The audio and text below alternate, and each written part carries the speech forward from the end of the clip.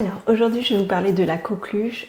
Comme vous savez, il y a une recrudescence des cas de coqueluche puisqu'en fait c'est périodique, c'est à peu près toutes les 3 à 5 ans. Mais le fait qu'il y ait eu le Covid et les mesures barrières, en fait ça s'est un petit peu décalé et du coup depuis 2017-2018 il n'y avait pas eu cette recrudescence. Alors qu'est-ce que c'est la coqueluche? En fait c'est lié à une bactérie. Et ça commence souvent par une rhinopharyngite qui se termine en toux. Puis il y a une deuxième phase où on a en fait des quintes de toux qui sont nocturnes, sans fièvre et prolongées. Et on peut surtout chez les enfants avoir en fait une reprise bruyante de l'inspiration et ça fait un chant du coq. Je vais essayer de vous mettre le son.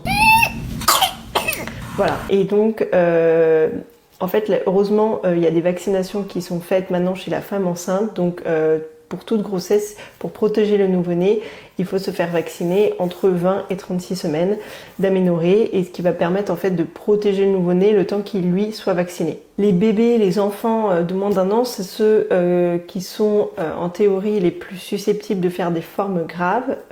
Donc les formes graves, c'est quoi? C'est quand en fait tout d'un coup on devient cyanosé, qu'on ne peut pas reprendre sa respiration, que les lèvres deviennent bleues, voire faire un malaise.